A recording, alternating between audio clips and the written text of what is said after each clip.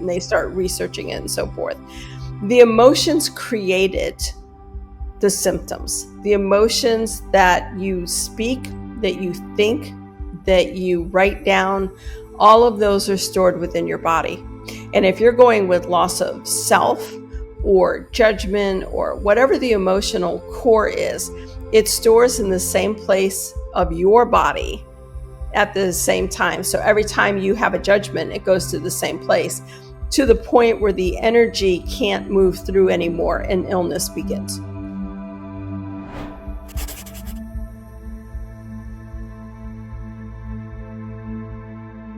Hi, everybody. Thank you for joining us today. I am with Patti Conklin, and I'm really excited to have Patti with us today because she is a plethora of information. She is a vibrational mediator, which is unique just in itself. She's an author, she's a holistic healer, and she's also a radio personality. So, Patti, thanks for joining us today. Thank you so much for having me today, Lisa. It's going to be fun. Yeah, this is going to be interesting because we've got a lot of information that I'm really excited to cover. So I just want to refresh my listeners' memory of why I do this podcast. And the reason why I've put this podcast together, why it was important to me, is because of this, especially because of the time that we're in right now, as we're going through this big, beautiful shift. And people are really recognizing that they're not happy, that they have traumas, they have things that they want to let go of or work through and no longer want to believe the way that they've been believing. And so the reason why I felt like Patti is so extremely important to be here and to share her information is because she has her own way of healing, giving people alternatives and different methods of being able to let go of these old belief systems and this old energy that keeps us so tied in our pain. So, Patti, would you mind just giving us a little short, brief description of who you are and how you got to where you are? We just celebrated our 30th year here at Patti Conklin Inc. And really excited about it. You know, it's been working in 65 countries, teaching metaphysics to spiritualism and quantum physics, and just how do we bring science and spirituality together? How do we adjust our frequencies? How do we change the emotional core inside of our body? I mean, there's so many different ways. But it's been 30 years, and it's a path that was laid down for me when I was 7.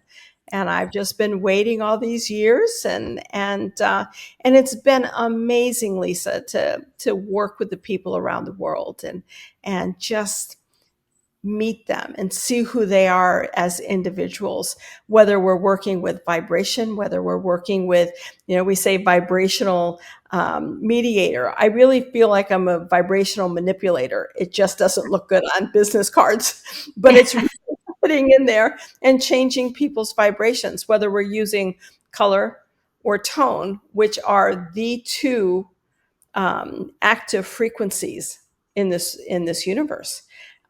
We've got a lot of passive frequencies that are important, but the active ones are the ones that really change the body.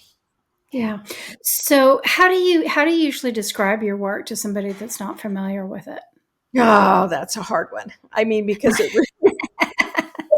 it's like I can go in wherever they need me to go. I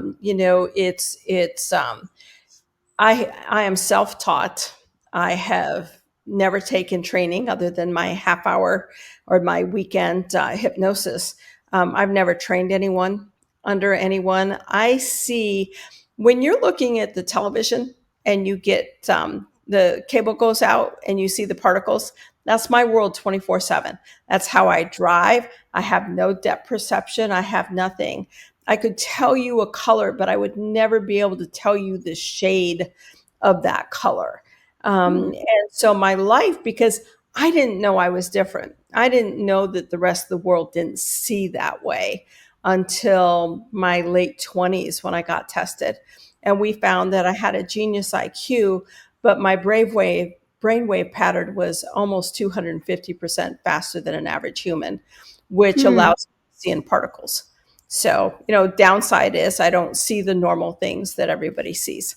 If I'm watching a movie, I have to watch it probably 10 times to kind of get an idea of what's going on screen. And but it's my world, and what it really does is help me whenever I'm looking at someone, because everybody's like, do you have an on and off switch? No, I don't. But I also know that just because I can see it doesn't make it my business, right? Yeah. And so wherever we're coming from, if somebody's ill, spiritually challenged, whatever, there's nothing I won't take on. Hmm. So what type things do you work with? Oh, What? everything, whether it's illnesses, whether it's cancer, whether it's Parkinson's, whether it's you know Crohn's disease. I mean, it doesn't matter. Okay. Emotional, whether Mm. somebody's having an emotional upset, mental illnesses, spiritual, just issues that people have spiritually, whether they want me to clean a house. The Catholic Church has called me in on 3 exorcisms that they weren't able to do, which was kind of cool. And I think that, just I've always believed that whatever I needed to do, whatever people needed to have done, I'd be able to do it. I've never doubted that for a second in my life. It's Yeah, what a never, fascinating, yeah, that's yeah. fascinating. What an incredible life. I'm amazed. Yeah, isn't it so fun? It's so fun to see how different we all are. Yes. Oh, Different but totally. the same. But gosh, our gifts are all so different that make the collective whole. It's beautiful. I love it. So you've worked in complementary healthcare for over 30 years. What brought you there to begin with? So when I was 7, real quick, I had a visitation from what I considered to be God, even though I'd never been to church. But I was told 3 things. 38 to 42 will be your greatest growth years. 42 to 62 will be your greatest contribution to humanity, and you can come home then if you so choose. But the purpose of your walk is to teach people to become insubstantial without transitioning. And even though I was precocious as a 7-year-old, I didn't understand that. And where I take it today, and by the way, like on my 37th year, I was I was told you're getting ready and you're going to move to Hartwell, Georgia and begin walking this path. But what I think helping people become insubstantial without transitioning means, how do I help people get out of judgment without having to die to do it? Because we always talk about when we pass and so forth, we're in the light and we're unconditional and so forth. And how do we help people get unconditional while we're still living? Because the reality is illnesses, whether they're emotional or physical, what have you, are all based in emotion. And whether it's what you brought in past life, genetically, DNA, whatever it is going to counter what's taking place with you now. So when somebody has an illness, there is an emotion from somewhere, whether it's way back or whether it's now. Yeah. Yeah. And we're going to dive into why in a little bit later in this Yep. conversation because it's extremely important. Okay. So you have received 2 pretty significant awards. One of them is the Founders Award, and you were also inducted into the International Hypnosis Hall of Fame, which I think is so intriguing. So, what did those 2 honors mean to you? They were early in my career, like 2 years in, and the Founders Award was the International Counselors Associations and Therapists, and for me, because I was only 2 years into my work, it told me that what I was doing was valid and on point to get recognized so early Yeah. in my career. And I've never trained with anyone. I'm the lone wolf on the road. If I go speak at an expo or a conference, I stay in my room, in my hotel room, until we're ready to go ahead and for me to go on stage. And then as soon as I'm off stage, I go directly back to my room and have a steak and maybe a Guinness and chill. And everybody's like, "You don't come socialize." And for so much of my career, Lisa, it was really about, I want to do what I'm told to do from God, source, whatever you want to call it. And I don't want to mix other people's thoughts with mine. And there was a situation when I was 12, and my teacher said, "You remind me of Edgar Casey. I'm going to give you some money. Go get his book and read about him." And I went in the bookstore and I started to raise my hand to get the book, and my body literally became frozen. And God thundered in my ears and said, "Do not contaminate the information and knowledge I've given you with other people's thoughts." And I'm like, "Okay, give me my arm back." Mm-hmm. Um, but I stayed that way. I mean, Yeah. I have dear friends and I dearly appreciate what they do and I believe in what they do and so forth, but I want to stay clear. Yeah, and I'm exactly the same way, and Yeah. people don't understand it, but there is something to it, and I think you're explaining it beautifully. If somebody's asking me a question, I want it to come from the truth. My Yeah. truth. Your And truth. Yep. when somebody asks me a question because they heard somebody else say it, I don't know what that person. I don't want to know what that person said. I'm going to tell you what's coming through me, Right. and then you can discern. You can do whatever you want to with it, but I'm not going to influence my answers because of my brain kicking in and pulling something in somewhere that I may not even be aware that it's in my Absolutely. subconscious and it's coming up or something. So true. So Yeah. true. Yeah. Yeah. I Okay. mean, it's really critically important. It Yeah. really is. Yeah, Yeah. I agree with that. So, jumping back to business. So you have the belief, the understanding that our body stores emotions. Yes. Now, I agree with that because I'm a massage therapist, and that's part of our training. So that's very much who I am. Yeah, yeah. Absolutely. And so, how did you come to that understanding? I mean, I've always seen it. I've seen it since I was a child. Um, the body, an individual's body, actually shows me movies or will write words across their body. And I didn't realize. Do you remember Carl Sagan? Yeah, Way back in the day. yeah. So my ex was a professor at Cornell at the same time Carl was, and Carl was the one who just said, "You don't see like we do." He and I would sit in the corner and just chat, and he'd say, "You don't see the way we see." And I think that for me, with his encouragement and getting tested, I've always seen the words. And I've always realized just because I could see something didn't make it my business. Being in a restaurant Yeah. and seeing a woman two tables down with maybe ovarian cancer, uterine cancer, knowing she's going to die within 15 days and she has no idea she's even sick. None of my business. Right. I really believe in the whole picture. Everything is perfect, and Yep. and if she needs to find me, then she'll find me, or he'll find me.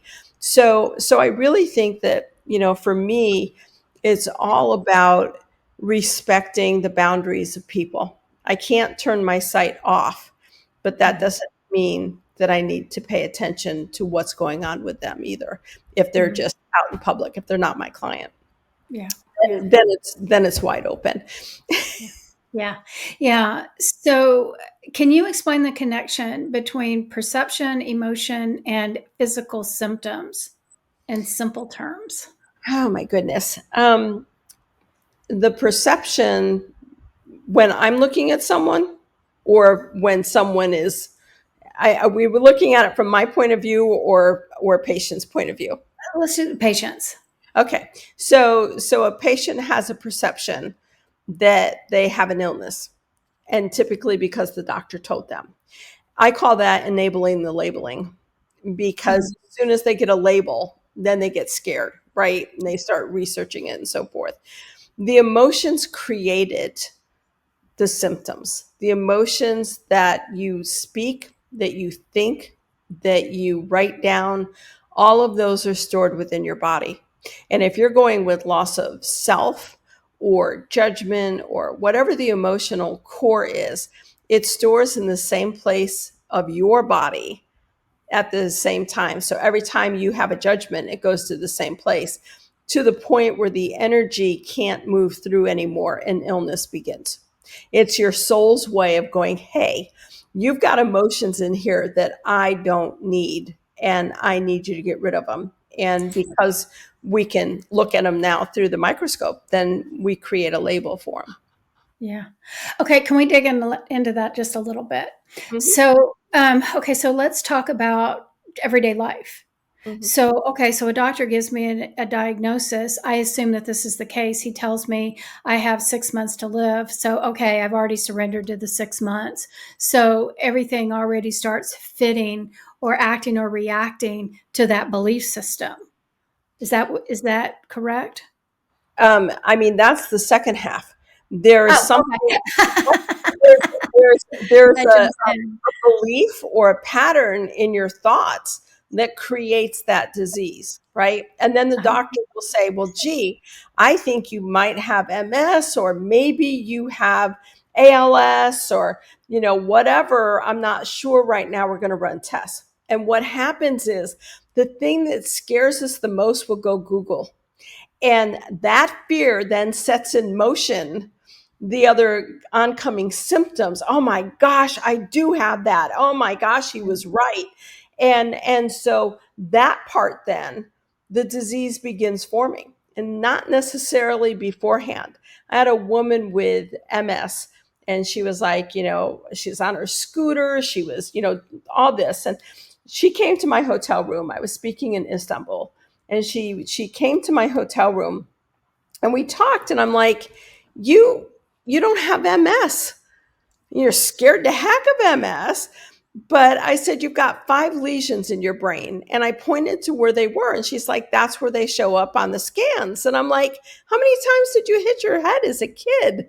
I mean, the whole symptomology of having MS, the inability to walk and so forth, happened because you believed what you were told, you were fearful of it, and your body made truth out of everything you were saying. Doctors have to give you all the possibilities Yeah. because they're going to get sued if they don't, right? Yeah. But it's your responsibility to look at it and go, I'm not so sure. Yeah. I'm not so sure. Yeah. Okay. So perfect. Except for I jumped to part two. Let's go back to part one. so okay. So if I'm a child, let's say I'm 5 years old, and something happens to me, you can give an example. Sure. How does that event that happens to me, that creates maybe a belief system that can lead to these diseases further down the road? Explain Absolutely. that. So understand that there's no correlation between an event and a disease, right? The event, the first time you have it, the first time you feel rage as a 2-year old, you're having your first temper tantrum. That temper tantrum, that rage will go into the weakest part of your body in that given moment. There's lots of books out there that says, well, this is here. No, I'm sorry. It goes into the weakest part of the Mhm. body in that given moment. And so every single time you feel anger after that, it goes back to that same point. There was a lovely man that I worked with who had liver cancer. And I'm like, what was your childhood like? He's like, oh, it was a natural childhood. And his body's saying, no, it wasn't. Ask him about age 7. And it's literally written out across his stomach. So I said, what happened when you were 7? He's like, nothing big. And I looked at him, and it was showing me a movie. And I said, the death of your father wasn't a big deal. He's like, well, kids lose their father all the time. And I said, he was shot in front of you. And he's like, well, yeah. And I said, but what's amazing is that's not what you're upset about. You're upset about the fact that your father was a gangster. He had bought all these Christmas presents, and when he was killed, the shop owners in the neighborhood came and took all your presents away. And that's what began his journey into liver cancer as a 50-year-old. Yeah. That event, the resentment, the betrayal, all of those stored in his liver and then created 50 years later of, so when he'd feel betrayed or he'd feel resentful, then it would go right back into his liver until there was no energy that could get through the liver. And then it turned into a disease.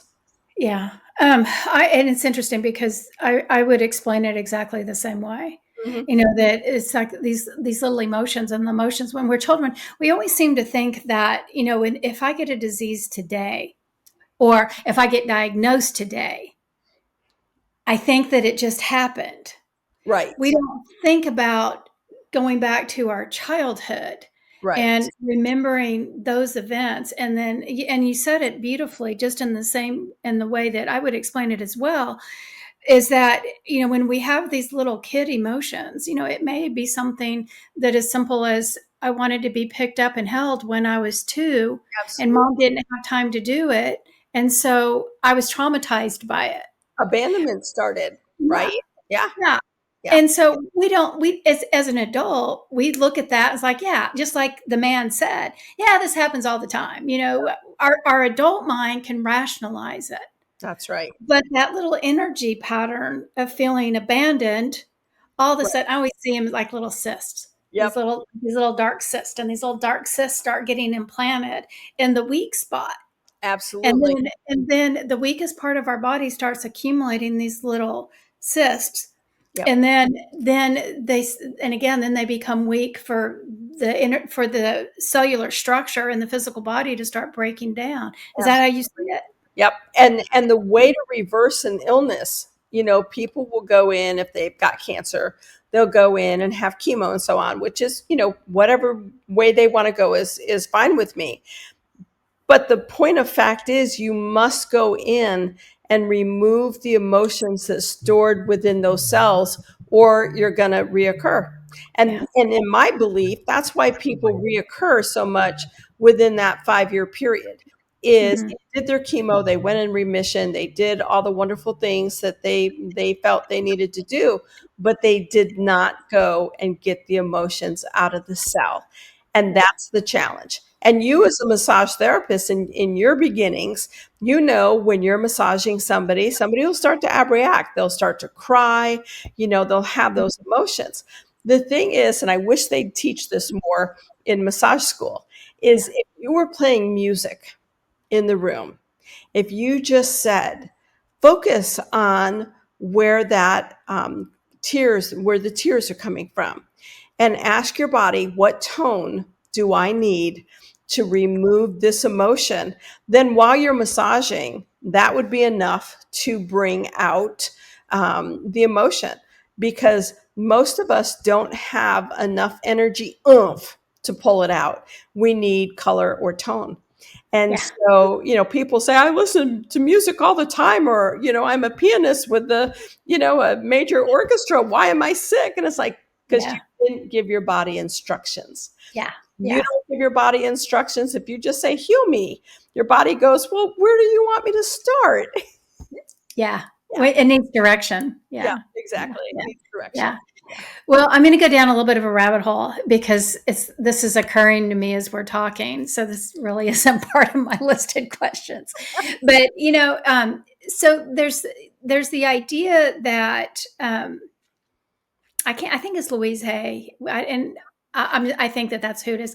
Where we're so certain emotion, like fear, gets trapped in certain Yes. areas of your body. Mother energy gets trapped in your left knee, and different things. So how do you describe that? And is it in balance with it, or is it kind of like a whole different principle? So I can't tell you how many lunches and dinners Louise and I had over the years arguing. Okay, good. Then I'm asking the right person this question. You're the right person. So there's a few generalities that I'm willing to say are generalities. Women typically will store early childhood memories. I'm not talking about traumas, but just everyday stuff in their breasts, uterus, or ovaries. Men Huh. will store early childhood memories in the prostate and the testicles. And Huh. so that's kind of generic across the board. If you have a Mhm. trauma thrown in, that's going to go into the weakest spot. The one thing that I have found consistent is that in the spine, whether we're looking at MS, whether we're looking at, spinal cord issues, whatever it is rage or hatred. And they're typically the individuals who are really easygoing and they rarely get angry. But boy, if they get mad, they go ballistic and then it's over. It's like it's over as fast. And they typically have the mentality of, I'm just going to put it behind me because I can't do anything about it. And they stuff it in their spine. Now, I've only seen about 100,000 people. So obviously there's 8 billion on the planet. And, maybe that's a little bit different. But I've never found that not to be true. Mm. Not to be true, even if it's one incident. Yeah, interesting. Yeah. Okay, so now this leads me back on track. So my next question is, you had described healing as neutralizing the negative vibrations. Mhm. Yeah. So what does neutralize mean? Well, neutralize for me is you can't, energy will always be energy, right?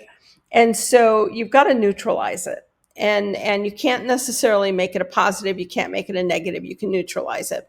And Yeah. so in taking a negative energy, you want to shift the vibration. It's like when I'm going into a client's body, I'm going in at their vibration, right? And I think, in order to be good at this, you've got to have a huge range of vibration that you can go in. So you go into their disease or their symptoms at that vibration and tap it up until you get to a neutral point where it's not high, it's not low, it's neutral. And then they can kind of decide what's going on from there. But energy is energy and it will stay. I don't think that there's any such thing as energy disappearing. Our goal is to neutralize it, and Mm. and simply that. So if you're going in and sometimes you can hold frequency for someone, a vibration for someone.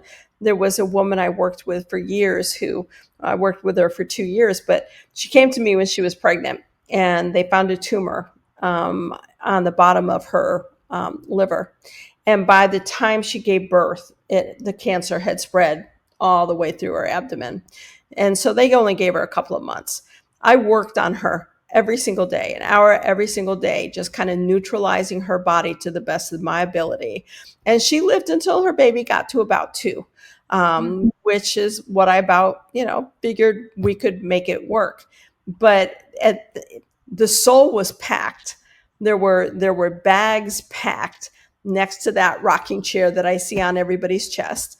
Yeah. And so I knew she was going to go. It's just, could we make her feel good enough to enjoy those first 2 years with her baby? And Yeah. and she did. Yeah. Well, I think again, I'm going down the rabbit hole because you just opened up something new, talking about the soul having the bags packed. So how do you handle that when you know that I'm going to call, because of my background, I'm going to call it the soul contract. Okay, soul agreed to, we've had all of the experiences that we need to. This is the last experience I need to have, and then I'm going back, Yeah. going to a new to my old home. Yep. So how do you work around that, or I mean, or work with it? Work with it. So someone will call, and if their bags are already packed, I'll be very loving and say, your doctors are correct. You are going to die within the next 6 weeks. Now, how can I help you be at peace with that? And then I'll work with them to whatever their belief system is. Some are atheists, some are, Christians, some are in between, whatever. It doesn't matter. I'll Yeah. work within their belief system and get them comfortable. with that. Sometimes I'm working with somebody and I'll say, do you want me to tell you if your bags are packed? Or do you want me to ignore it? Most people want to know. So for me, every living soul on this planet, I see a little rocking chair right on the left side, kind of above their heart. And it's a rocking chair, and this white, just white blob is sitting there. And if their suitcase is sitting next to the chair, then it's cement. The soul and God have made an agreement that they're going home. Yeah. And typically they'll go within 48 hours. Sometimes the suitcases will be just kind of wispy. They're not solid yet. So I know, well, maybe we got a chance. Uh-huh. And a lot of times the bags aren't there at all. And so, people say, I don't know, the doctors say 6 months. And sometimes I'll say, send me your lab work, send me your x-rays, send me the MRI, send me everything the doctor has done. And then I'll call the doctor and go, hey, you're missing this. This isn't what you diagnosed them with. This is what is. And I have doctors that call all over the world, Lisa, when they have a client that they can't diagnose. They know that there's something severe going on and everything comes back normal. My site is about 6 weeks ahead of traditional medicine. So Mm. I may say, wow, you need to be looking at the spleen because this is, it's leaking a little bit. And the doctors are like, that's just not even close to what we're looking at. I'm like, well, you better start looking at it and I'm 96% accurate. So even though doctors may not understand it, they also, when their buddy doctors are telling them to talk to me, they typically do. Yeah. Well, so that's interesting that you should even bring that up because, this what do we call it? What do you call what you do? Alternative health? I mean, it's like Yeah. how do you label it? Because it's not conventional medicine, Western medicine. So And yet most yeah, doctors I work with are Western physicians, not holistic. Uh, which is actually really great. So I'm glad that they're that open minded. you know what's wonderful about doctors these days versus 30 years ago is doctors understand they have phenomenal technology, but they Yeah. understand there's a piece missing. Yeah. And when I can go in and speak their language and look at the blood work and go, wow, their potassium sodium is way off. And that's why we've got confusion. Let's go ahead and readjust. They listen. Or I may be pushing energy into the body and I may say, Doc, give me an hour to get the body readjusted before you go in for this procedure. And then they're just amazed because they're like, wow, their body really shifted. So when they start seeing it themselves, even though they don't understand it, they listen. So we kind of say holistic medicine, but it's not. It's really more vibration. For me, vibration is everything. It's how do we heal the body? We heal it with vibration. How do we move emotion? We remove it with vibration. So vibration, frequency, and energy are all interchangeable words. Yeah. They Yeah. really Yeah. And I completely agree with that as well. I'm a big believer. Yeah. So, and again, and I kind of feel like we're really, I mean, we've always had vibrational healing around sound, Sound. different things. Yep. But I really feel like, and of course, this is my own personal opinion. According to me, I think that the way that our bodies are shifting and changing, I think that vibrational and frequency healing is going to be Oh, yeah. one of the main ways of treatment. How do you feel about that? I really agree. I mean, I know Yeah. when I was coming up to my 62nd year, when that visitation at 7, and I was Uh-huh. coming up to 62, my sons and I were sitting and talking about this, and their wives are like, why are you guys talking about this so casually? And I'm like, I'm kind of excited for my next journey. I mean, I think Yeah. it's going to be cool. So I'm fine with dying. You all are set, Uh-huh. you got beautiful kids, all that good stuff. I was sobbing the morning of my 63rd birthday because I'm like, why didn't I go? And now it's 68. I'm coming right to where you are. I Yeah. think that I think I'm good at vibration and frequency, and doctors will sit in the same room with me as I explain it. And I think that that's more my goal at this. I mean, sure, working with my clients and patients, I love them, but it's also working with the Western medicine that really helps them understand more. And I think I'm uniquely qualified for that. Yeah, thank you. Thank you for being you and being able to have those conversations with doctors. Again, because it's just expanding where I think we're moving to in the future. I think we're already there, but it's going to be more prominent I in the agree. days to come. Yeah. Yeah, you're correct. So let's talk about your healing techniques. So what is cellular cleansing and what does a typical session look like? Yeah, cellular cleansings are awesome. When I started my work, a lot of people don't know that at age 26, I was diagnosed with both forms of lupus. And so I had internal and external. I lost my right kidney. I had a couple of heart attacks. I was in critical condition. And the doctors gave me less than 3 years to live. And so God came to me and showed me how to move color through my body. And I moved color through my body like every hour for a week, and nothing happened. I'm like, why would you show me something that doesn't work?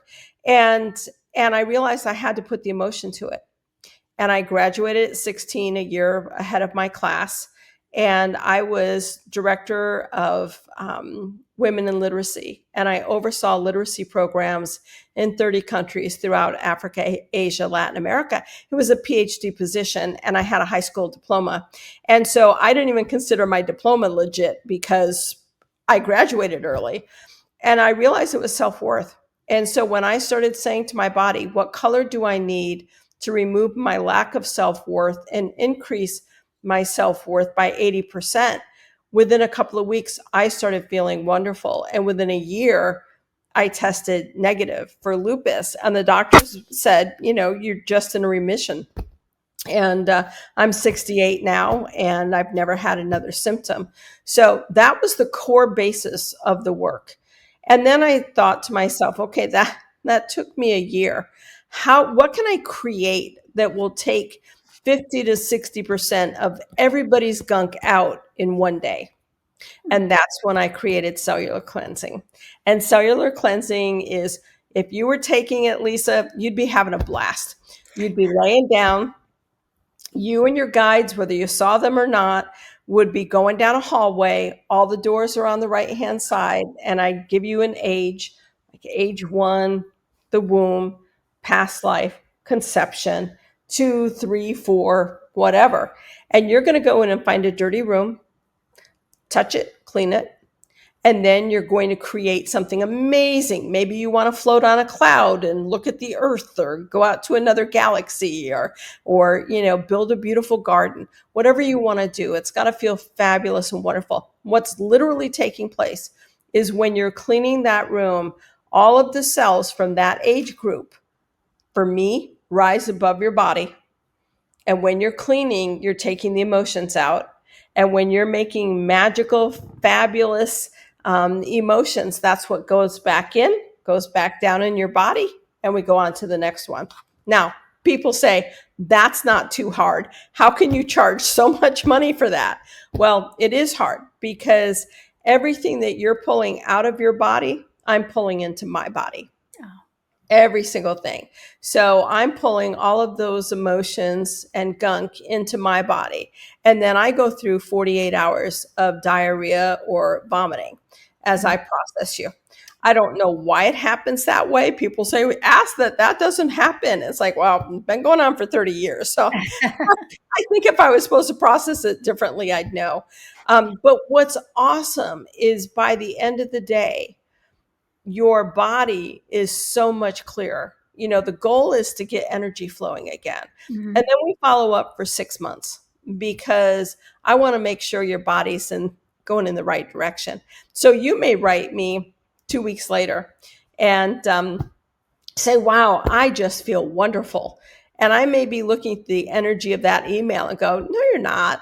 And I'm going to pick up the phone and call you and go, no, let's have a talk. Because you may not even be consciously aware that you fell back into an old pattern. Yeah. And so I'm really upfront with people. It's like, get in here and do it.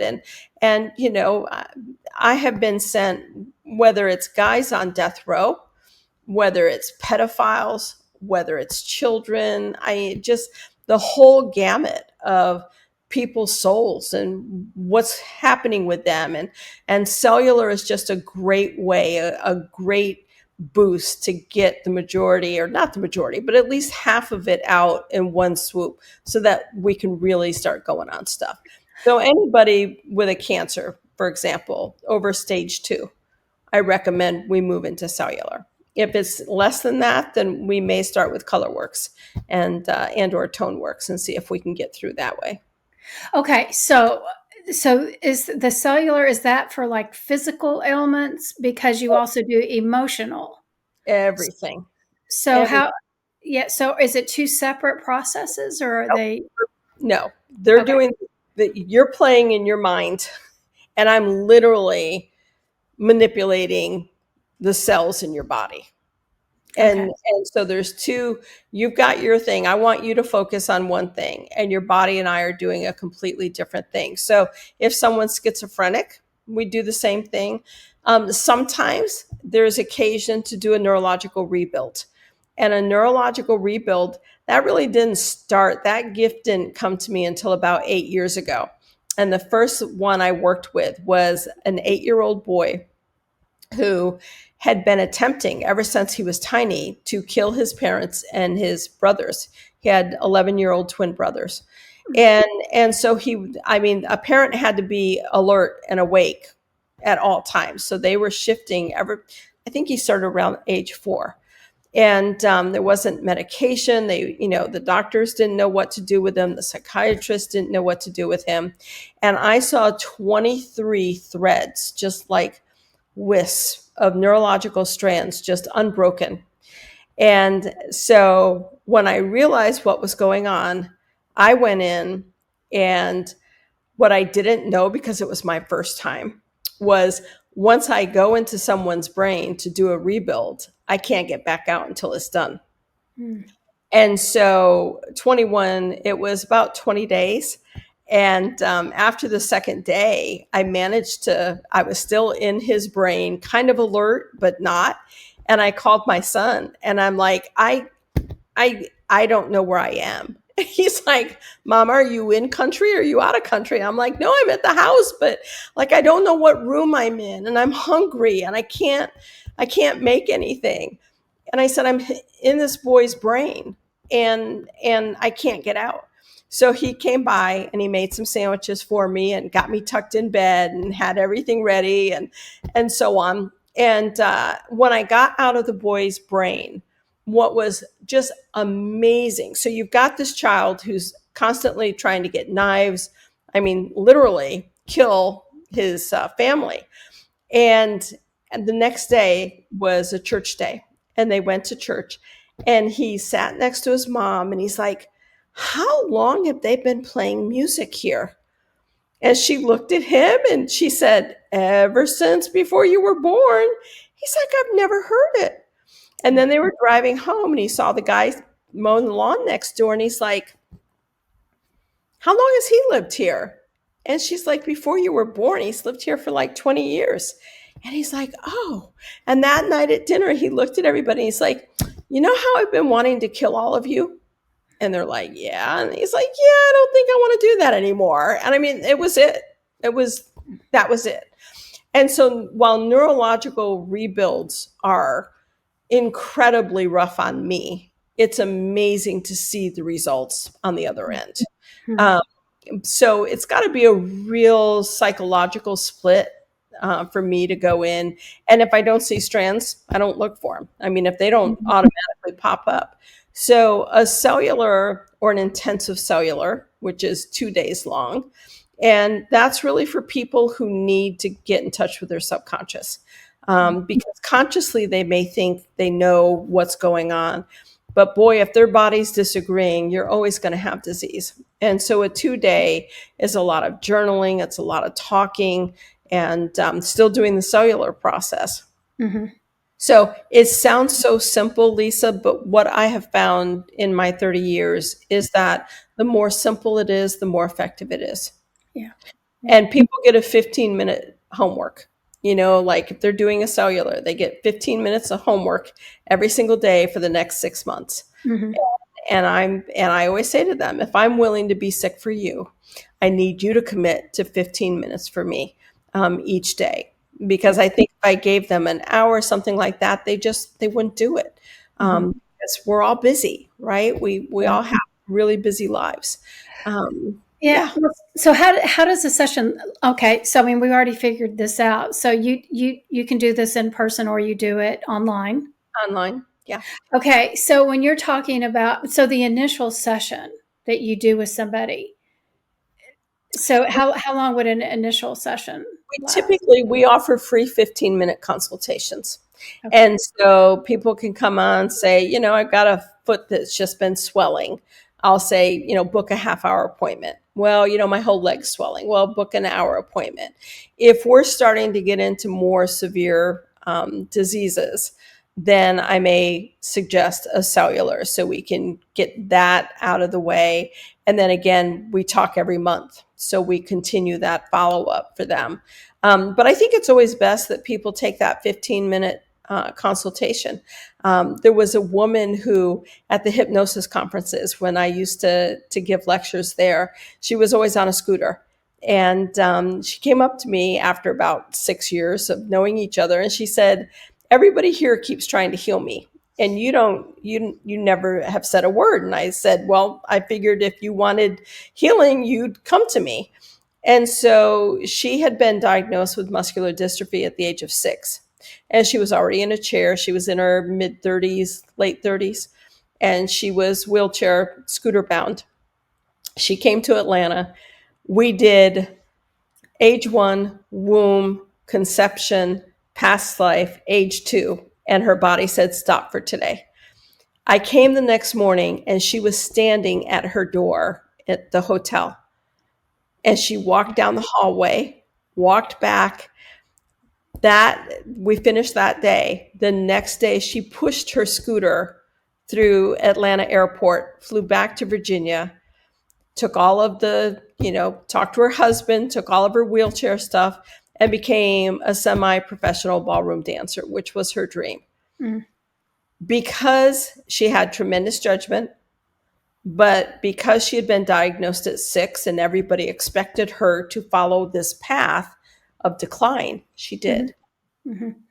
So, okay, so I have another, it's important, but it's kind of off track too. When you start moving out emotions, so, I mean, because again, it sounds like it's intensive. Yes. And you go in and you start shifting around these old emotions that are embedded in our system. How do you integrate with people to learn how to function without that pattern anymore? Really great question. Great question. Because that's why the follow-ups are so important, is to help them redirect themselves, right? And not fall into the old pattern. They'll still have the same memory, but they won't have the emotional hit to it, Right, right, right? right. And so if they start falling into an old pattern of victim, possibly, then if we're doing our follow up and they're like, but I had to do this, I have to go do this. Well, I'm sorry, I just heard victim from you Yeah, and we're working. So I'll redirect them and redirect them again. yeah, And so that's why it's important for that 6-month follow up. A yeah, lot a lot of behavior can change in 30 days. yeah. But some of the deeply embedded ones of being a victim or feeling helpless, Mhm. not strong, and so forth, that we really need to work those 6 months. Yeah. Multiple personalities. Sometimes you'll get the multiple personalities, most of them to come back to soul during a cellular. And sometimes you need to kind of do a mini 2 months later to get the straggalongs that didn't go back to soul. Mhm. Because that's all a multiple personality is the soul splitting and Yeah, going into different parts of the body. It's yeah, really fascinating. I yeah. think that's why I love my work, is I never know who I'm going to see next. Well, I can imagine. I mean, I love my work because just having one-on-one sessions, I never know who I'm going to see next. And it's always Exactly. like, oh my god! So yeah, it makes it a little exciting. Everything's different, It but is. I want to emphasize this because okay, you're using kind of some pretty extreme situations with multiple personalities and MS and most muscular dystrophy. Some of those things can be a little bit more extreme, but if I have a belief system that is so ingrained in me that I'm living my life in this way. And now I'm going to exaggerate a little bit, but let's just say something about that I go to a very dogmatic type church. Just because this is an easy example, not picking on anybody.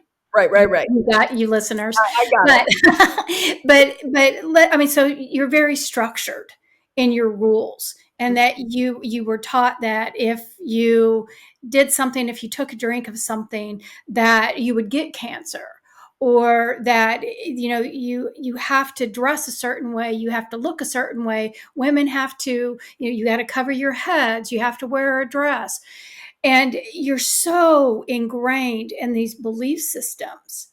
And then you come in, sweet Patty comes in and says, let's deprogram you. Let's take away some of these old belief systems. Yep. Well, the reason why I'm bringing this up is because if you're so ingrained, and again, it's not for somebody that wants to stay there. It's for somebody Right. that's kind Who of wants to wanting to change? break away from it, but they still don't know how, or they're finding themselves in the same. So you come in there and you do the cellular cleansing and you start restructuring, and then that information is gone now, but you're going back into 3 months later, and then you start feeling that I don't feel like I have to wear something over my head anymore, but I have to. How am I going to function without doing this? I've done it my entire life, and now all of a sudden I don't feel like I need to, but something feels wrong if I don't, because my brain has been so programmed. Right. So this is what I'm trying to Yep. get my point across, is that so how do you help deprogram the brain, which is called integration? Integration, absolutely. I mean, it's so fascinating. One of the things I start with when we start talking is they'll say, I have a belief that I need to do that I need to cover my head. Okay, so what makes you believe that, Lisa? And you'll give me, I'm a wordsmith. I love words. And so they'll say, well, I have to. Well, who creates the have to? Where did you learn that? And so it's this deep dig, right? It's this deep dig of why do you believe that? But why do you believe that? And why do you believe that? So I don't mind what you believe as long as it's what you believe and not what somebody has ingrained in you to believe, right? And Correct. and so and so that's the dialogue before the cellular. That is then continued at the end of the cellular as they're in their healing pools and waterfalls of, you don't need, let's bring in the positive affirmations, the confidence, the success, and Yeah. so forth. The healing pool is the continuing of that 15-minute meditation I talk about. Yeah. It's the forgiveness pool, the unconditional love pool, the healing pool, and the waterfall. Yeah. And when they start, I have people from 28 years ago who still do that every day because they love it. That's what starts reprogramming the brain. But the first thing you've got to establish is why they believe what they believe. Right. And if they want to hold on to it, that's cool. Yeah. But your consequence is this. So which is more important? And Hmm. and I remember one woman just saying, when we got to the base of her belief that was really causing severe emotional pain for her, she said to me, you know what, I've chosen to continue to be miserable Yeah. for Yeah. your health. And I'm like, you're absolutely. And if you decide you change your mind at some point, feel free to come back, because there's Yeah. no judgment on my side. Right. I'll do what I can. But some people, the idea of being healthy the idea of that without having the drama in their life. And I don't mean that in a negative way, but Mm-hmm. that constant, I've got to go here, here, here Yeah. because I might get sick. Yeah. It's so overwhelming that Yeah. the idea of getting healthy is just too much. Yeah. And it's where they're meant to walk as a soul, Yeah. right? I mean, that's part of what their path is. And people say, I want to be on my path. I want to do this work because I want to be on path. And my response always is, how can you be off path? If Yeah. you don't know what path is, how Right. can you be off it? From Right. point A to point B, you got 10,000 different ways to walk it. Yeah. And so Yeah. just make a choice. Yeah. Yeah. Yeah. And I want people to really understand what you're saying. And I'm reiterating it because it's really important, that it's that thing about, well, we joke about people, oh, they're addicted to drama, but yeah, actually they are. Hmm. And the idea of moving away from something that you're so structured in and that you've been so ingrained in and creating chaos or being in Yes. the middle of the storm all the time, the whole idea of not being, of being settled, of being calm and being quiet, even though they haven't ever experienced it, is like a withdrawal. Oh, It's yeah. scary. It's It's hard. so that fear of not knowing what's next. If I give up A, what's B going to look like? And Right. I always look at fear as forgetting every available resource. Yeah. And that's what's inside of you. You have the strength. You just need some help to remember. And so sometimes I will make personalized meditations for them if they're dealing with this specific thing. And we're talking about, letting go of, trauma or emotions or addictions all across the board. An addiction from, an OCD behavior of washing their hands over and over again, right? Yeah. To, a guy who really, like, I need help. I don't know what I need help with, but I need help. And when I started working with him, and I looked at him and I said, do you know what your addiction is? And he's like, no, but I'm pretty sure I have one. And I said, you write down the 10 things you don't like about yourself. You know what number one was on the list? Sexually assaulting women. Mm. And I said, do you realize you have a predator sexual addiction? And he's like, I guess maybe. And then we went over that list like 10 times. And I'm like, uh-huh. Yeah. So, you get into SA and you do this, and I'm making this meditation. And if you follow these, I will continue to work with you. And Mhm. if you don't, then, that's, you're on your own. But I Yeah. think that, again, that's an extreme.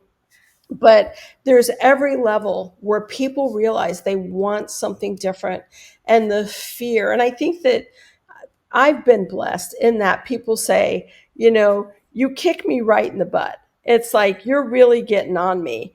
And yet I can feel your arms wrapped around me at the same time. I Yeah. feel your love, but you're not letting me get away with anything. And it's Yeah. like, well, yeah, because that's what you hired me for, Yeah. right? Yeah. Is to make sure we're getting where we need to be. Yeah. Yeah. Correct. Okay. So you offer group sessions. Is that correct? We have group energy adjustments. I haven't put up a fall schedule yet for classes, but I usually teach some webinars and some workshops, kind of in the color works, how to do cellulars for people who want to become an associate. And so, yeah, we do group sessions. We're just launching Healing Plus on September 15th. And Healing Plus is we're still doing all the same stuff, but we're adding different, a book club. I've never read another person's book. So I'm like, okay, after 30 years, I think I can read other people's books now. Yeah. So we'll be doing book clubs and Ask Patty Live question and answer period for an hour every month. And so we're really starting to do more groups. And really, I think it's going to be awesome. I really don't want to be flying all over the world continuously for, the next 10 years. I want Yeah. to enjoy the grandkids. And I Yeah. think this is a great way to bring people in. Awesome. So, okay. So before we end, two quick questions. Tell us a little bit more about the color works. how does that work, and why does it work? Yeah, it's so simple. That's why it works. So let's say that you have grief coming up. You know, somebody that you loved passed, and you're feeling the grief. Let's say when you're walking, you feel it in your leg. You know, your leg will start to hurt, and all of a sudden you'll start to cry because you're feeling grief. What color do I need to remove the grief from my right thigh? Be as specific as you can, and breathe in through your nose, bring the color in through the bottom of your feet, up your body, and out your mouth. Just nice and slow. The colors will change once, twice, 100, whatever you want. There's no such thing as a bad color. If black comes in, which it typically does, that black, browns, reds are awesome because they're really heavy. And when they come up the body, they are violently shaking your cells and getting crud Mm, out. yeah. We feel good with greens and whites and purples because they're very high energy, but they move very quickly up your body and they don't get as much gunk out. So 15 minutes a day of asking your body, what color do I need to be specific with that one emotion where you feel it is in your body. After 30 days, go to the next emotion. And Yeah. so, you know, that you feel, and people go, well, I don't know where to start. And it's like, start anywhere because we've all got all of those emotions Yeah. stored in us, right? So, but be specific with your body. When your body, and we've all felt it, but maybe not been aware. If we get upset with someone, you might feel your stomach clench. You Mm. might feel your shoulder get stiff. That's your body saying, hey, you just stored an emotion in me that I don't want. And you immediately start doing your colors. Interesting. Okay, so and we can do this by ourselves at Yeah, home. absolutely. Don't need Okay. for it. But energy adjustments are free every Wednesday at 12 o'clock East Coast time. And Okay. so you can just come on and have a half hour with me, and I can take up to 100 people, about Okay. 100 cords out of me, and I'll send you energy and walk you through color works or tone works. Yeah. Interesting. Okay, so well, explain about the tones because tones are So different than colors. tones are different.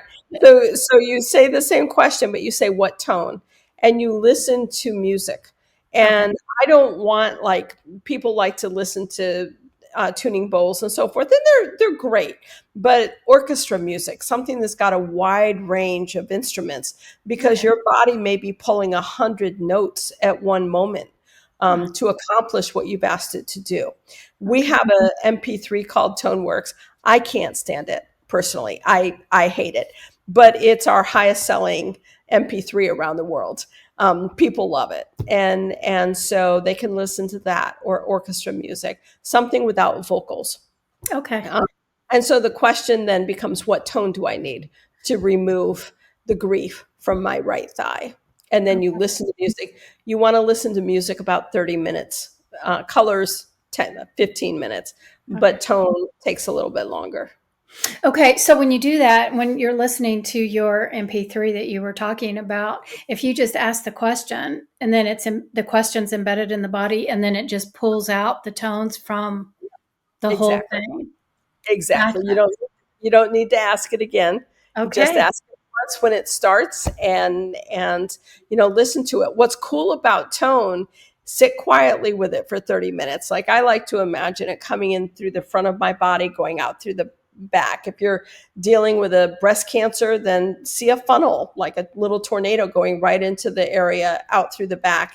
But after a half hour, you can turn the music down, get up and start doing things around the house. Your body's still listening to the music and Mhm. and and processing it. So you don't have to sit, for half the day. You Okay. can just go ahead and turn it down and leave it so you can just barely hear it, and your body will continue the work. Awesome. Okay, Your body, great. Yeah. So, yeah. well, so before we need to wrap up. So, is there anything that I didn't cover that you think is important to share with people? I think you covered, like, I think we had a great kind of um, balloon of everything that's possible. Your body is so responsive. And if you're not feeling well, tell your body, Thank you for feeling so fantastic. You may not feel it in the moment, but your body's listening to every word you speak, and you'll start feeling better. Yeah. Awesome. Okay. So, Patti, how can people find out or contact you and find out more about your services? Yeah, they can go to my website, which is patticonklin.com, and Patty's with an I.